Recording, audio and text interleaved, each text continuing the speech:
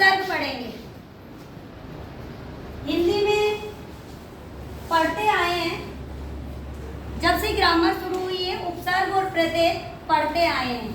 किसी भी धातु और शब्द के प्रारंभ में जुड़कर उसके अर्थ में ही परिवर्तन कर दे उसे क्या कहते हैं? उपसर्ग कहते हैं। दोबारा सुनो, किसी भी धातु और शब्द के प्रारंभ में जुड़कर उसके अर्थ में ही परिवर्तन कर दे उसे क्या कहते हैं? उपसर्ग। देखिए लिखा हुआ है, वे शब्दांश, स्क्रीन पे देखिए, वे शब्दांश जो धातु या शब्द के पहले जुड़कर अर्थ में पूर्ण परिवर्तन कर देते हैं उन्हें उपसर्ग कहते हैं। उपसर्ग संस्कृत में इसकी परिभाषा भी लिखी हुई है, उपसर्गेण धातुर अर्था बलात् अंतर्निहिते। किसी भी धातु और शब्द के स्टार्टिंग में जुड़कर, प्रारंभ में जुड़कर उसके अर्थ में परिवर्तन कर दे उसे क्या कहते हैं? उपसर्ग कहते हैं। आप कहोगे मैडम कैसे परिवर्तन होता है शब्दों में? अभी बताऊंगी।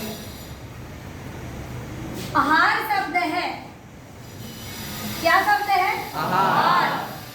जैसे हम हार पहनते हैं, उसके आगे मैंने भी उपसर्ग जोड़ दिया, क्या बन गया? बिहार।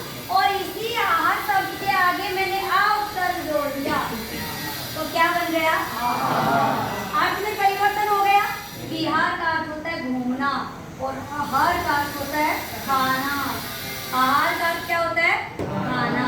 किसी भी धातु और शब्द के प्रारंभ में जुड़ गया और उसके अर्थ में परिवर्तन कर दिया उसको उपसर्ग कहा जाता है। किसी भी धातु और शब्द में शब्दांश जो किसी भी धातु और शब्द के प्रारंभ में जुड़कर उसके अर्थ में ही परिवर्तन कर देते हैं उसे क्या कहते हैं?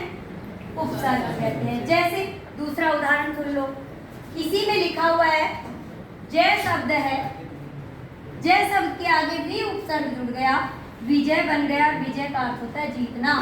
उसी जय शब्द के आगे परा उपसर्ग जुड़ गया और परा का शब्द जुड़ते ही हो गया हारना। एक ही शब्द उपसर्ग आगे जुड़ते ही उसी शब्द के आगे जुड़ा है, कोई दूसरा शब्द नहीं है, उसी शब्द के पीछे जुड़ते ही क्या हो गया?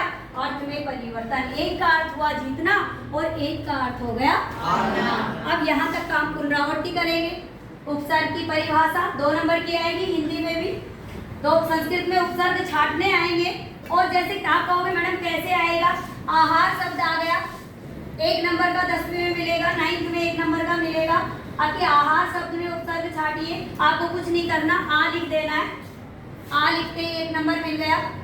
विजय शब्द में उपसर्ग छाटिए, कौन सा उपसर्ग है? वी। जो स्टार्टिंग का शब्द होता है किसी भी शब्द और अर्थ के पहले जुड़कर उसके अर्थ में परिवर्तन कर देता है उसको उपसर्ग कहते हैं। तो उपसर्ग छाटना किसे कहते हैं? स्टार्टिंग के शब्द को ही उपसर्ग कहते हैं। तो आप पूछेगा पराजय शब्द में उपसर्ग छाटिए, उपसर्ग कौन सा हो गया? अभी प्रकार भी बताऊंगी उपसर्ग के। उपसर्ग पहला अक्षर होता है, 3 नंबर फ्री के मिलते हैं। बोर्ड की क्लास में भी 3 नंबर 3 ही शब्द होते हैं, उनका पहला अक्षर उठाते ही 3 नंबर मिल गए। सभी छाट दोगे? 9th में भी आएगा, 10th में भी आएगा। परा उपसर्ग, जैसे कोई पूछता है गत्वा, कोई प्रत्यय मिलेगा, उपसर्ग नहीं मिलेगा। आगत, कोई कहेगा कौन सा उपसर्ग? आ। कौन सा उपसर्ग? आ। दुष्कर्म, कौन सा उपसर्ग? दुस। प्रिस्कृत, कौन सा उपसर्ग? परि। प्रिस्कृत प्रि उपसर्ग। दुष्क्रम, दुस पहला शब्द ही उपसर्ग है। समझ में आ गया? अब आप देखोगे उपसर्ग के प्रकार, नीचे लिखा हुआ है मेरे द्वारा, मेरी कॉपी में देख लो और सामने स्क्रीन पे दिखा है, संस्कृत में उपसर्ग के 22 प्रकार होते हैं। कितने प्रकार होते हैं? 22। देखिए कौन से 22 होते हैं। स्ट्रेस फ्री होना, कॉपी में लिखना भी नहीं पड़ रहा और लिख भी रहा है, लिखा लिखाया कॉपी जैसा ही है, तो ये स्ट्रेस फ्री है। देखिए स्क्रीन पे उपसर्ग दिख रहे हैं, कितनी अच्छी बात है। ई कांटेक्ट के माध्यम से हमें बिना लिखे ही कॉपी मिल रही है। एक कैमरे के नीचे हमने अपनी कॉपी लगाई, मैंने मेरी लगाई, और आप सबको हो सकता है आपका मन है या नहीं है लिखने में, लेकिन आपको उसके लिखा हुआ दिख रहा है। कोई किताब नहीं है, नहीं है ना, लिखी हुई एक हैंडराइटिंग की कॉपी है। इसको कहते हैं कि हमें आधुनिक टेक्नोलॉजी से पढ़ना। इससे क्या होता है, कई बार बच्चे का मन नहीं करता लिखने का, तो वो भी क्लासरूम में पढ़ पाए, वो भी क्लासरूम में सीख पाए। नहीं लिख पाए तो कोई बात नहीं, कल लिख लेगा। स्ट्रेस पे, माइंड पे दबाव तो नहीं आएगा ना, इसलिए ये पद्धति हम अपना रहे हैं। सबसे पहला उपसर्ग का नाम है सु। सु का अर्थ होता है सुंदर, अच्छा। सु का उदाहरण क्या हुआ? सुगम, सुकरम, सुकर। सब में कौन सा उपसर्ग लगा हुआ है? सु। दूसरा उपसर्ग है सम।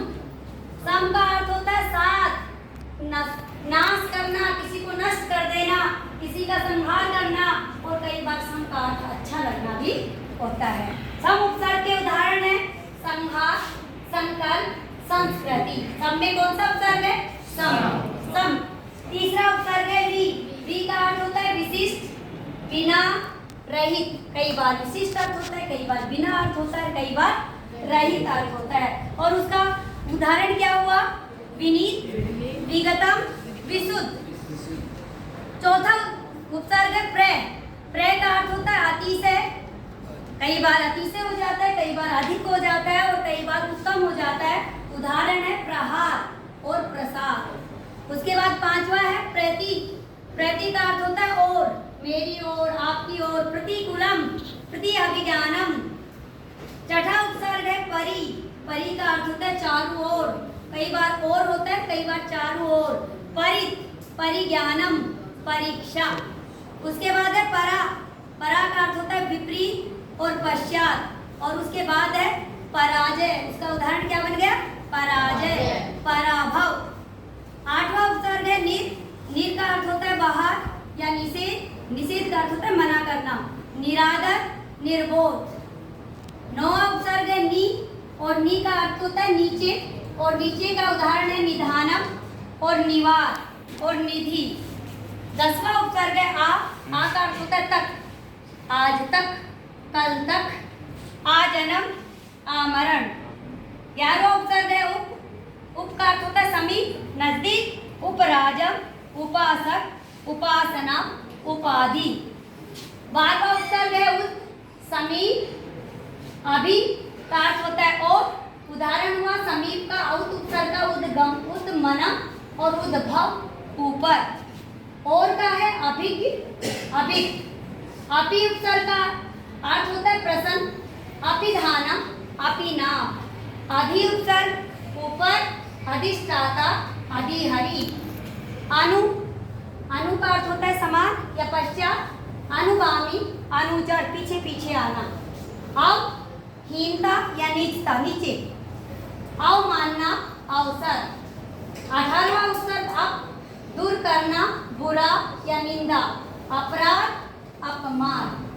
19वां है दूर, बुरा, कठिन, दुर्गम, दुर्लभ।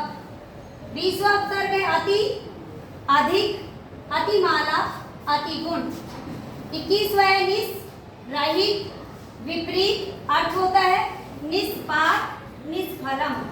22वां उपसर्ग है दुष्, बुरा, कठिन।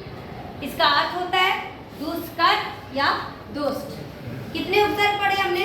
22। कैसा लगा कॉपी सामने देख के? उदाहरण सही। ऐसे ही सारे उदाहरण लिखने हैं, ऐसे ही सारा अर्थ लिखना है, ऐसे ही सारा आपको सबसे पहले उपसर्ग का नाम लिखना है, फिर उसके बाद उसका उदाहरण लिखना है, फिर उस बीच में उसका अर्थ लिखना है, जिससे आप कभी भी नहीं भूलोगे। और किसी भी इतने शब्दों में से जब उपसर्ग छांटोगे तो आपकी परीक्षा की तैयारी भी आसानी से हो जाएगी।